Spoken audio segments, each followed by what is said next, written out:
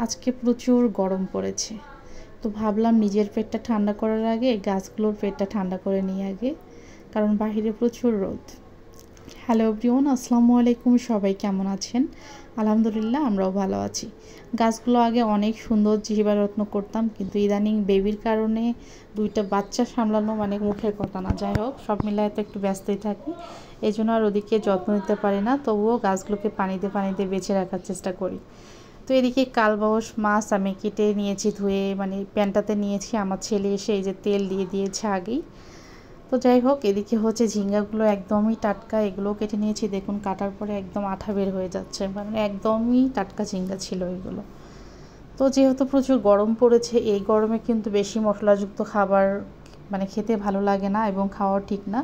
তো ভাবলাম আজকে একটু ঝিঙ্গা দিয়ে হেলদি করে মাছের ঝোল বানাই। তো এদিকে কাঁচামরিচ আর পেঁয়াজ ব্লেন্ড করে নিচ্ছি। ওদিকে তো সবজি ধুয়ে নিয়েছি, মাছটাও ধুয়ে নেওয়া হয়েছে। তো এই যে পেঁয়াজ আর কাঁচামরিচটা ভালোভাবে ব্লেন্ড করে নিলাম, নিয়ে এখানে কিছু মশলা অ্যাড করব এখন। তো এখানে আমি হলুদ গুঁড়ো দিয়েছি, জিরা বাটা দিয়েছি, ভুলেই একটু হালকা মরিচের গুঁড়ো দিয়েছি। যদিও ভাবছি যে আজকে কাঁচামরিচ দিয়ে রান্না করব, শুকনো মরিচ দেবো না। তো যেটুকু হালকা মানে পড়েছে হঠাৎ করে, সেটুকুই, বেশি আর দিইনি। তো সব কিছু দিয়ে এটা আগে মাছটা ভালোভাবে মেখে নেব, তারপরে এখানে ঝিঙ্গাগুলো অ্যাড করব। তো এই যে হঠাৎ করেই এত গরম পড়ার কারণ কেন আমি বুঝলাম না, মানে এতটাই গরম মনে হচ্ছে যে ফ্যানের নিচ থেকে বাহিরে বলতে ফ্যান ছেড়ে একটু দূরে গেলে মনে হচ্ছে গলে যাচ্ছে একদম শরীরে, এমন একটা অবস্থা।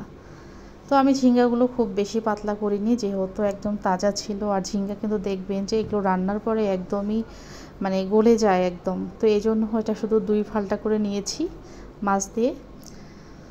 তো এই যে মেখে একদম চুলায় বসিয়ে দিলাম ঝোল দিয়ে। তো এই যে এইভাবে ঝিঙ্গা দিয়ে মাছের ঝোলটা বড় বাবা খেতে ভীষণ পছন্দ করে, আমি মাঝে মধ্যেই রান্না করি।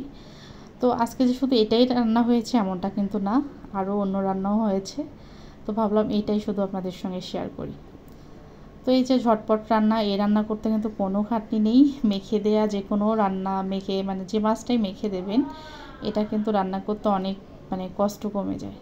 তো মাছটা আমার প্রায় হয়ে গেছে, আমি একটু ঝোল ঝোল রাখবো।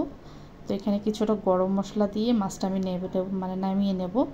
আর অন্য যেহেতু সবজি দেয়নি, ঝিঙ্গা তো অল্পতেই সিদ্ধ হয়ে যায়। এই যে সুন্দরভাবে গলে গেছে দেখুন। তো এইভাবে সবাই রান্না করে একদিন খেয়ে দেখবেন, তাজা মাছ দিয়ে তাজা ঝিঙ্গার ঝোল, এই গরমে বিশেষ করে হেলদি একটা খাবার। আশা করি সবার কাছে অনেক ভালো লাগবে। তো কেমন লাগলো আমার একদম হেলদি রেসিপিটা সবাই কমেন্ট করে জানাবেন। সবাই ভালো থাকেন, সুস্থ থাকেন। আর ভিডিওটি ভালো লাগলে বেশি বেশি করে শেয়ার করে দেবেন। আল্লাহ হাফেজ।